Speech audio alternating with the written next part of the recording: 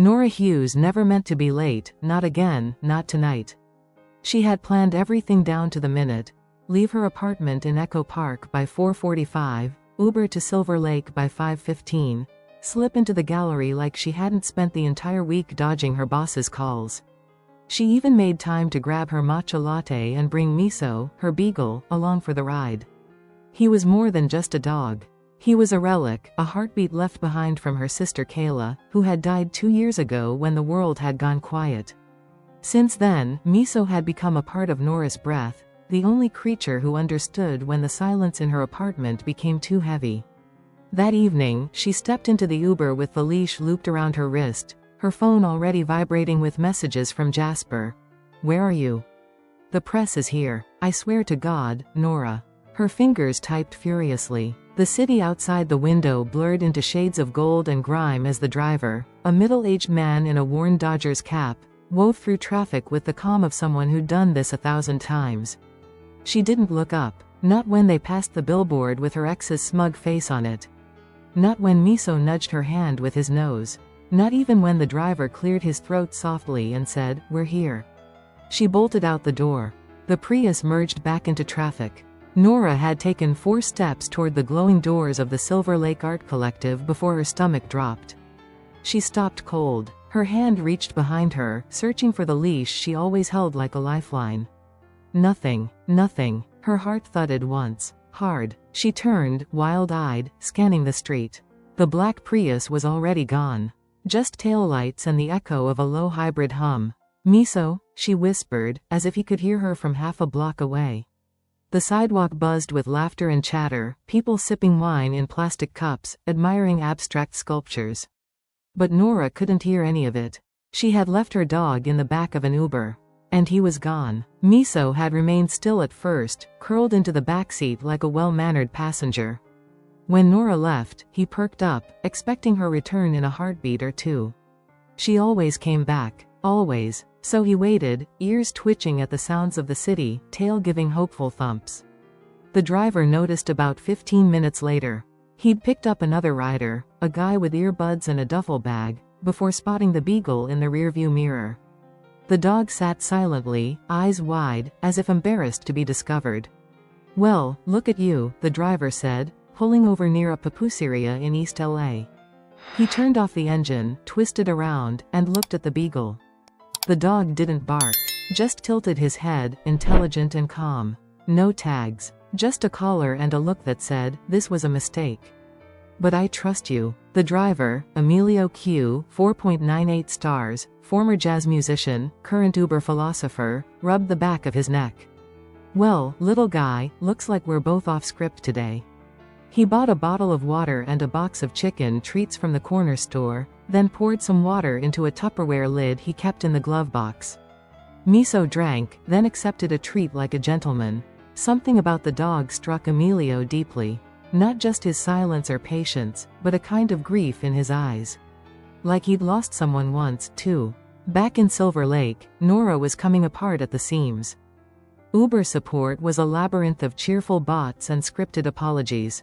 "The driver has not responded to the notification," they kept saying. "We'll update you when he does." She couldn't wait. She paced in front of the gallery, the leash still in her hand, as if she could summon Miso back with it. Her friends tried to help. Justine was already calling local shelters. Jasper stormed past her, muttering, "God, Nora, not tonight." But none of it mattered. Miso was alone somewhere in Los Angeles, and every horrible image her brain could conjure poured in.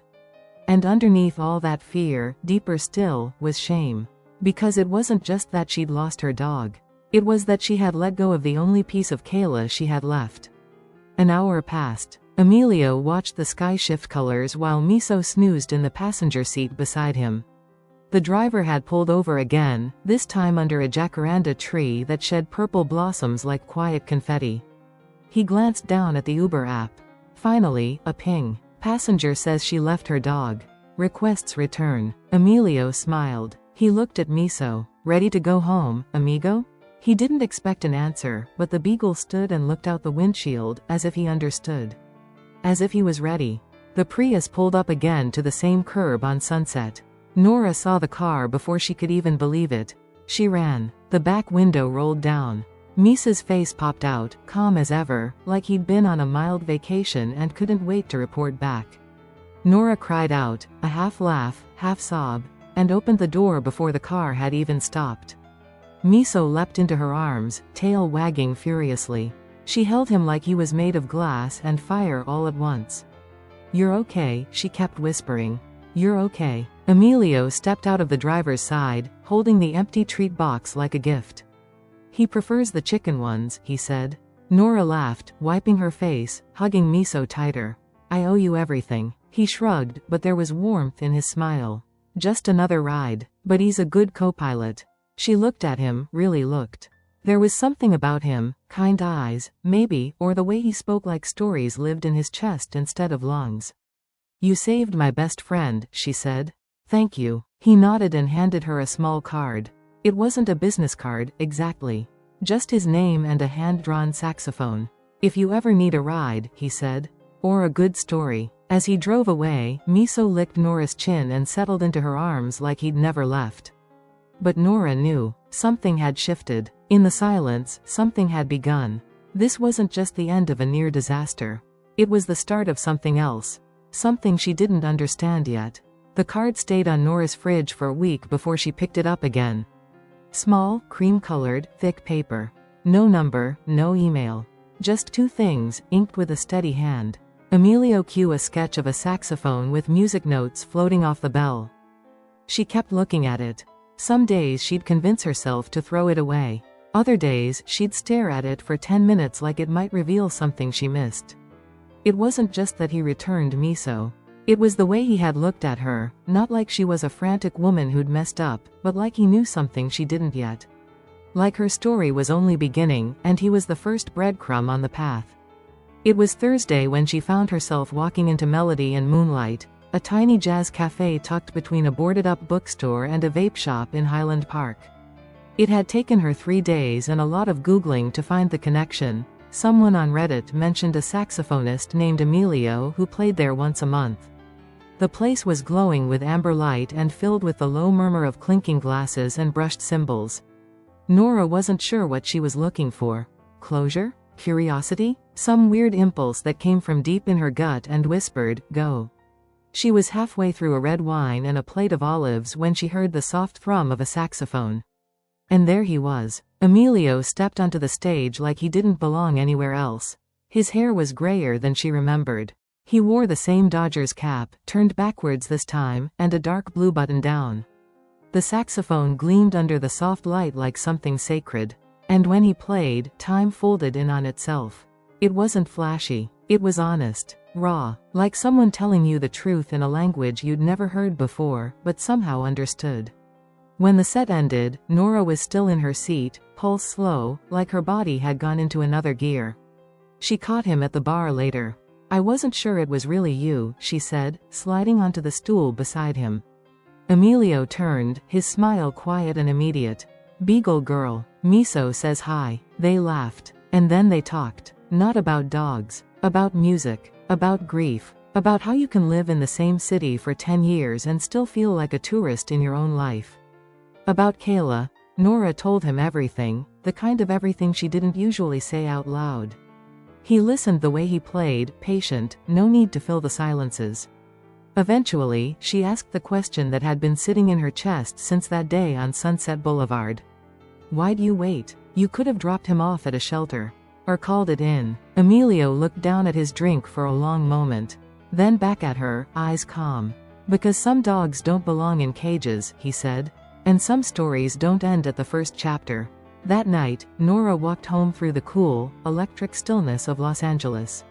Everything buzzed with a strange, low magic, the kind you don't notice until something in your life cracks open.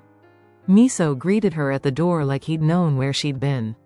Like he'd waited for the next piece of the story, too. On her kitchen table, she placed Emilio's card beside a framed photo of Kayla. She didn't know why, just that it felt right. 2 days later, Nora's phone buzzed. Unknown number. Just a voicemail. She played it on speaker, brushing her teeth with one hand, Miso sitting on the bath mat. "Hey, Nora. It's Emilio. I wasn't sure if I should call, but I remembered something about your sister. I think I might have met her years ago, at a show, or maybe more than once.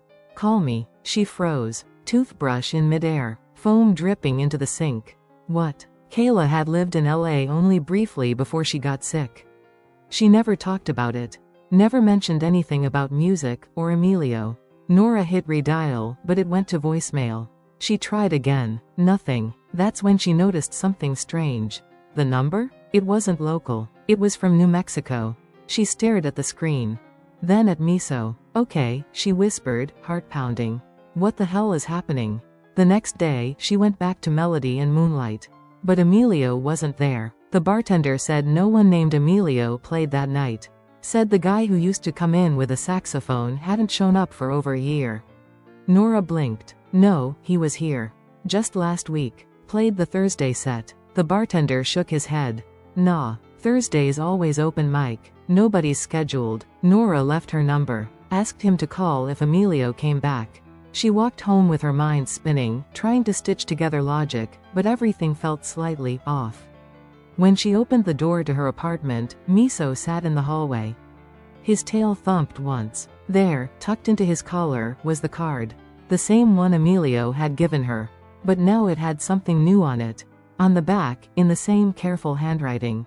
Find the photograph. Nora stared at the message on the back of the card like it might disappear if she blinked. Find the photograph. Her heart thudded slow, heavy beats in her chest as she flipped the card over again, hoping for more, an address, a clue, a trick of ink. Nothing. Just Emilio Q and that little sketch of the saxophone. She looked at Miso. You're not gonna tell me how this got on your collar, are you? Miso gave a half snort and wandered off to his water bowl. Nora walked into her bedroom and yanked open the closet. There were boxes she hadn't opened since Kayla died, some she hadn't touched since moving in.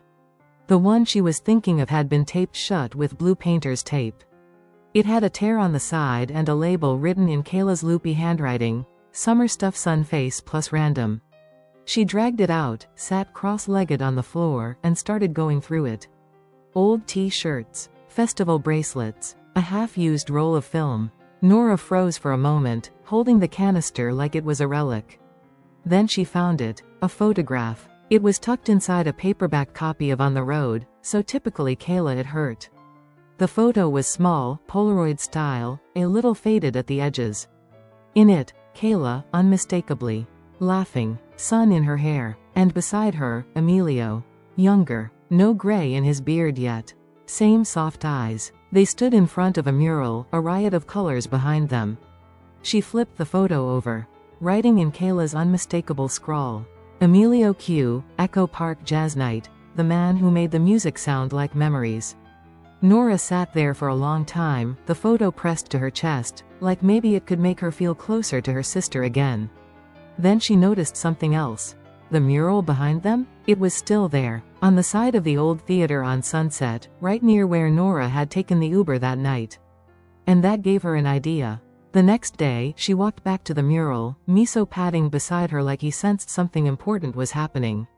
The mural had changed a bit, more graffiti now, some chips in the paint, but the heart of it remained. Swirls of gold and crimson, jazz instruments bent into impossible shapes. She stood there a moment, holding the photograph up like a map. Okay, she said quietly. I'm here. She had no idea what she expected. A sign? Another card fluttering from the sky? Instead, she heard music. Faint, muffled, not from a speaker, not from a car. Live, real. She followed it. Around the corner, into a narrow alley between the mural and a tire shop, was a small door. Not marked, but open. Nora hesitated, then stepped through. The space inside was part lounge, part memory. Dim light filtered through amber glass. Instruments lined the walls, some old, some gleaming. There was a bar with no bartender. Just a turntable spinning something slow and hypnotic. And there, sitting in a leather chair in the corner, was Emilio. He looked up like he'd been expecting her. Took you long enough, he said, smiling. Nora held up the photograph. This real? Emilio nodded slowly. Yeah, it was a long time ago. You knew her. He nodded again. She was wild, beautiful, Sad, sometimes. We played music a few nights a week. Talked more than that. Why didn't she tell me? She was sick. She didn't want you to see her like that. But she loved you more than anything. Said you were the only person who ever made her feel grounded. Nora sat, her legs barely working. You played for her, she whispered. At the end? Every night. The music on the turntable changed, something warm, crackling like firewood. She told me once, Emilio said softly, that when she was gone, you'd stop listening. To music. To life. To yourself. She asked me to bring you back to it. Said you'd need a reminder. Nora's voice caught. And Miso? He chose you. Silence again. Thick with meaning. Nora looked around. What is this place? Emilio shrugged. Call it a space between moments. Where memories wait to become music. Not many people find it. Why me? Because you were willing to chase a story you didn't understand. Nora left the room sometime after dark, her heart full in a way it hadn't been in years. Miso trotted beside her, his head high like a dog who knew secrets. She kept the photograph. Framed it. She started listening to jazz again. Started sketching. Playing guitar. Saying yes to things that scared her. And sometimes, late at night, when the city was quiet, she'd walk back to the mural. She never found the door again. But she didn't need to. She had already been let in. 2 months later, Nora received a package. No return address. Inside, a cassette tape. Labeled in black ink. Kayla's Mix, for Nora. From both of us. She borrowed an old Walkman from a thrift store. When she pressed play, the music came to life. Emilio's saxophone, warm and slow. And then, over it, Kayla's voice, laughing, telling stories, singing along to the songs they once loved. And for the first time in years, Nora cried. Not out of grief, but because she remembered what joy sounded like.